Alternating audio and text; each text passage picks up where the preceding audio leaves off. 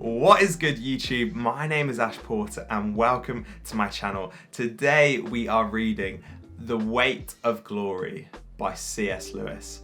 Now, this is a Christian book. C.S. Lewis was a Christian author that wrote a lot about faith, practically how do we live a life of faith, but also contemplating life beyond. And he especially, and in this book, it's a lot about what about heaven?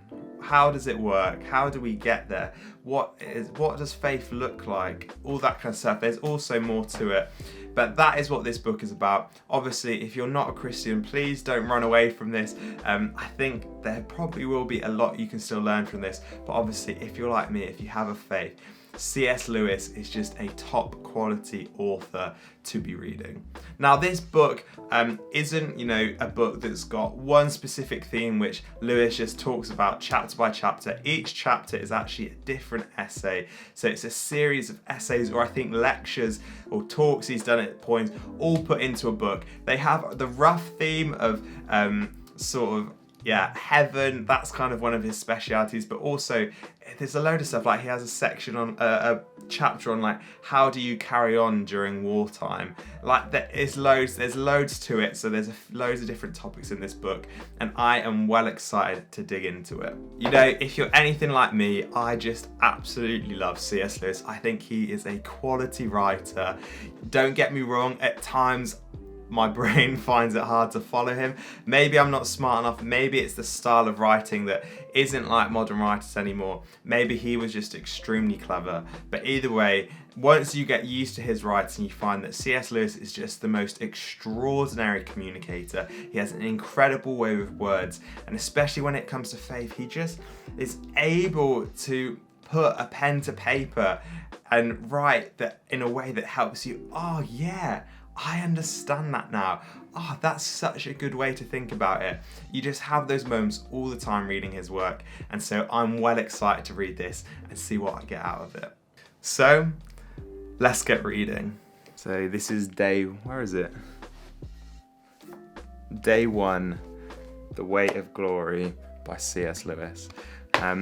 So far, it's got a pretty long introduction, by a guy called, Walter Hooper, who's just spent 3 months with C.S. Lewis near the end of his life, where Lewis had like a coma, nearly died.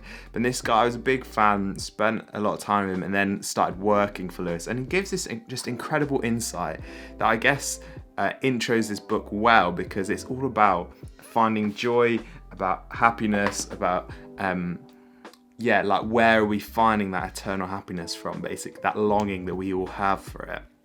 And he just shows how Lewis was just the most fun, and joyful person. And so it's a really great intro. And then the start of the book, the first essay, and also this book, if I haven't already said it in the video, it's a series of essays sort of composed together, hardly edited. But the first essay, The Weight of Glory, and it starts off looking at, where do we find joy and happiness? And this idea of maybe we can look in the wrong places, and that can we actually find it in the stuff on earth, but actually is there something bigger?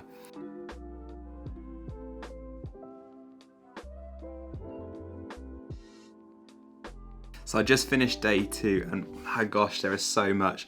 I finished kind of the first essay, The Weight of Glory, like the book is titled, and that had loads of stuff to do with kind of what is the weight of glory. And he's kind of talking about how actually glory isn't this idea of earthly glory.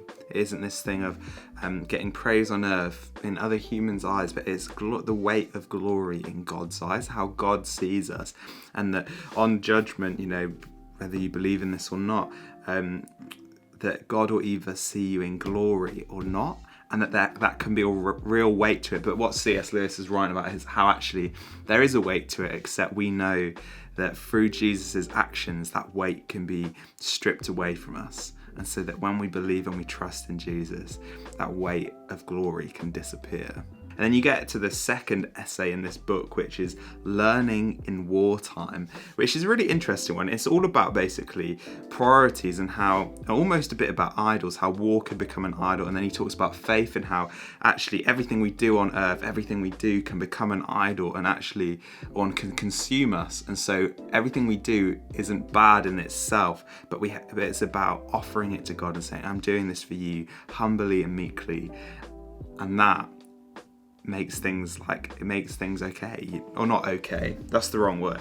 It means you have a calling on your life, you have a job, you have a role, and we're not meant to be praying 24/7. We're meant to go and do those things. We're just meant to offer them to God. And then finally, he kind of gives he goes back to the whole war topic and 3 tips. I mean, it's for academics during the war. That's when this essay was written. But he says, I think they're great tips. So there's always going to be distractions to your work. In war, outside of war, you've just got to choose to focus on what you're doing. Number 2, take your work moment by moment, have future plans, but don't hold them lightly because the future can always change. Wartime is so uncertain, and so, that's what he's teaching people. I think it's relevant to us now. Take it moment by moment, live in the moment. And then finally, talking about war and death, and he has some interesting views on this about how, death comes for us all. We're all going to die at some point. War just speeds that up. And how actually there's something about embracing this idea that death is coming, not becoming stoics, not going down that route, but saying, death will come, and choosing to live every day, enjoying every day while we live. Just finished the 3rd essay in this book, basically why he is not a pacifist. And so obviously the context of this is Lewis was, I think, lecturing this in wartime during World War II. And if I was going to summarise it, I mean, the title kind of says, right, Lewis doesn't agree with pacifism, whether you're a Christian or not. He finds no grounds for it. Some of the key reasons are that he says a lot of pacifism is due with inward passion and intuition, which in his mind has to be ruled out because he thinks, passions can sort of not corrupt but affect our decision making, our thought processes, and stop us actually thinking logically or seeing things as they are. And so that's one of the reasons. He also finds no grounding in the Bible, in Christian teaching, in Christian history for pacifism. He especially points out, that for thousands of years actually Christian leaders have justified what they'd call righteous wars or raising righteous arms for the right causes. And so he kind of agrees with that you can't rule out war as wholly good or wholly evil. There's always bad wars and there's good wars, reasons to fight, reasons not to fight. And so pacifism as a whole, in his mind, just doesn't hold up.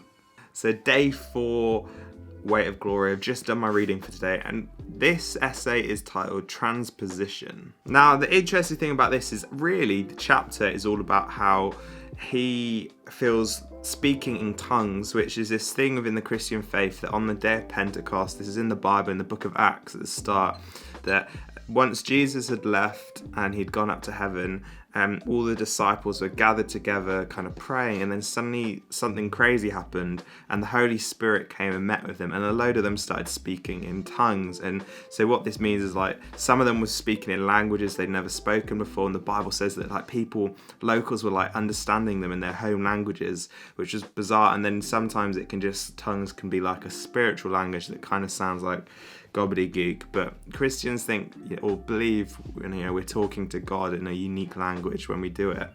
And he basically says that this is a stumbling block for him, but then he pulls out a load of different analogies, kind of trying to explain it a bit better. And he talks about how how we have emotions and then we have physical sensations, and how emotions are almost higher because they can be expressed in so many different ways, and it's almost like they have such a vast palette, whereas physical sensations are so limited. And so often emotions can share physical sensations. So he gave examples of imagine that nausea you feel when you're seasick or something, but then also that nausea you feel when you get butterflies from when you meet someone and you fall in love or whatever, and how they share the same physical sensation but they're different emotions. And so it's almost like the physical sensations can't match up.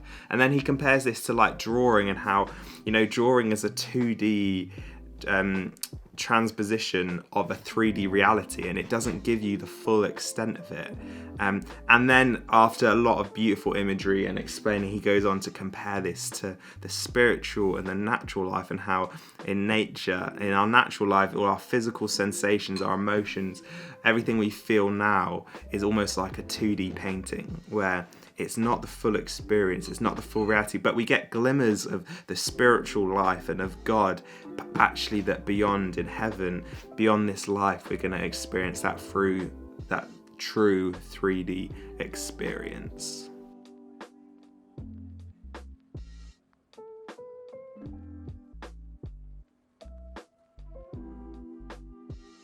Is theology poetry? That's the essay in The Weight of Glory today. And this is basically an essay where someone has asked Lewis, like, is theology actually real? Can it not be compared to just poetry and the imagination? And Lewis is kind of arguing, obviously, against that as a Christian.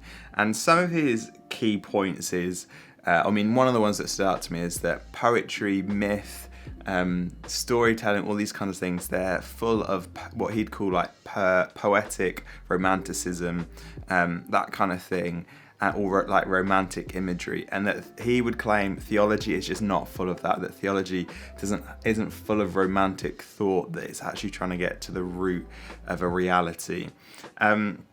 And he also would say as well that like poetry and other forms of storytelling and myth, they have like, you can get enjoyment from them. So he compares like it to like Norse mythology, which he loves, I love it, and how, we can enjoy it, but we know it's not real. But actually, if Christian theology was a myth, was poetic, it's not enjoyable. It's not the mythology we'd pick, but because we believe it's true, that's what makes it better than the others. And then I think the final thing is that he goes on this big rant about science, and obviously it's very different to our age, though some of the things he talks about are still relevant. And he comes to the conclusion that basically science fits into science and can only explain certain things, whereas he sees theology and the truth of the gospel fitting into all these different areas, science, other religions, mythology, poetry, all these different areas, and it's something unique. And so he believes that theology is different from all that, and it holds its truth. So I just finished The Weight of Glory by C.S. Lewis, and to summarize my final day of reading, I just want to read you a quote that comes from the penultimate essay in this book. And so Lewis says, "Real forgiveness means looking steadily at the sin that is left over without any excuse after all allowances have been made, and seeing it in all of its horror, dirt, meanness, and malice, and nevertheless being wholly reconciled to the man who has done it. That, and only that, is forgiveness, and that we can always have from God if we ask from it." So the penultimate essay is that, looking at forgiveness, what is it, and the idea of just putting excuses aside. And then the final essay, Slip of the Tongue. I think there's a few different things in this short essay, but the bit that really stood out to me and was the sort of vulnerability where Lewis said, for him, this great Christian author, sometimes he is afraid to fully step into faith. He's dipping his toes. He's afraid to fully commit out of embarrassment or fear that all his money's gonna go, or his time, or just fear, and not wanting to let go of the earthly, worldly stuff. And actually he's saying that that's his reality, and probably my reality and your reality too, but our call is to every day to try again to step into faith more. Well, there we go. The Weight of Glory. That was a good read. I'm really glad I read this book. It's pretty deep at times. C.S. Lewis, he's very clever. And so sometimes if you're a bit of a dummy like me, you kind of have to reread some of it again, and you truly try and understand what he's saying. He is writing, I don't know how many years ago. He's very educated, so it's not like a modern writer now. And so there is that factor of it, but once you can understand Lewis and his writing, his just his incredible grasp of words, he is such a good person to read, especially for Christians. I know it's not for everyone, but for me and my faith, and for any of you who want to explore that a bit more, I just recommend C.S. Lewis so much. And The Weight of Glory, it's a great book.